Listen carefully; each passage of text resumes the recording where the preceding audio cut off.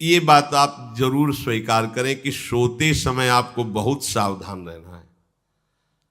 और प्रायः गलती सोते समय करते हैं उपासक की, कोई प्रपंच की बात याद करते हुए या मोबाइल देखते हुए या कोई गंदी चेष्टाओं का आपकी रात बेकार चली जाएगी।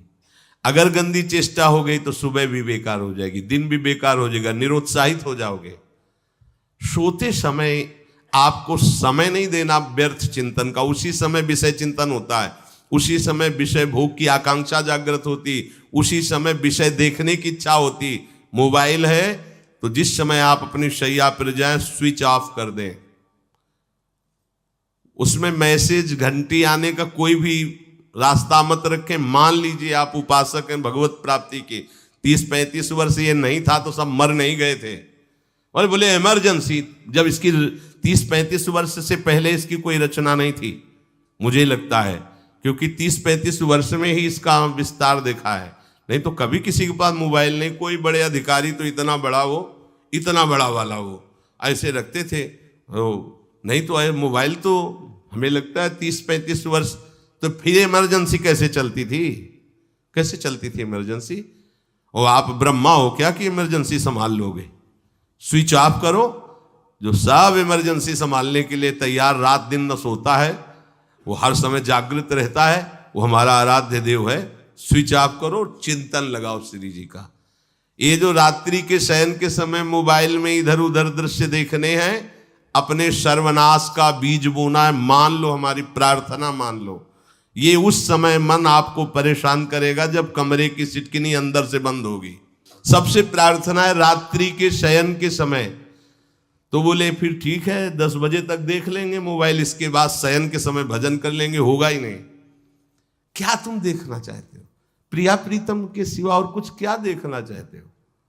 वो तो सुभग सुंदरी सहज सिंगार है, सहज शोभा सर्वांग प्रति सहज रूप वृषभानुनंदिनी। हमारी स्वामिनी जी की सुंदरता छुपाने के लिए आभूषण पहनाए जाते हैं, औरों को तो आभूषण सुंदरता बढ़ाने के लिए। यहां छवि के छिपाए बे को ऐसे के दास होके क्या देखोगे मोबाइल में? क्या देखना चाहते हो? वासना की क्रीड़ा, और तुम उस क्रीड़ा को देखना चाहते हो? परमार्थ के पथिक हो।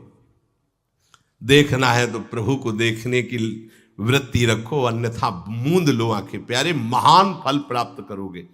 सबसे प्रार्थना है एकांत में मोबाइल रूपी दुश्मन से बचो। क्योंकि जब आप गंदी बात कहीं देखोगे तो आपके अंदर वैसे ही चिंतन बनेगा, वो ऐसे ही लगेगा मैं भी ऐसा करूं, मैं भी ऐसा भोगूं, मैं भी ऐसा देखूं। मान लीजिए आप, जब हमारे शास्त्र कहते हैं कि पशु पक्षियों के मैथुन को भी नहीं देखना है, अगर ऐसा एक बार दृष्टि पड़े तो मानसिक प्रणाम करके दोबारा दृष्टि न देना। और आप मोबाइल में ऐसी चेष्टाएं देखोगे, कैसे आप भगवत भजन करोगे? कैसे भगवत प्राप्ति का उद्देश्य रख पाओगे? ये कलयुग की बहुत महीन चाल है कि उसके बिना काम नहीं चलेगा और हम तुम्हें काम से युक्त कर देंगे। इसके बिना काम चलेगा नहीं, तुमको रखना पड़ेगा। और जब तुम इसे रखोगे तो हम काम अपना कर लेंगे। कलयुग ने कहा हम अपनी व्यवस्था बना लेंगे। यहां कह रहे जब आप नींद में जा रहे हैं तो बिल्कुल मानो मृत्यु शैया पे जा रहे हैं। आपको उस समय नाम जप में बहुत ध्यान देना है, कहीं मन बहक ना जाए। तो क्या होगा, 5-6 घंटे जो आप लेटोगे ना, वो भी भजन हो जाएगा। हमारा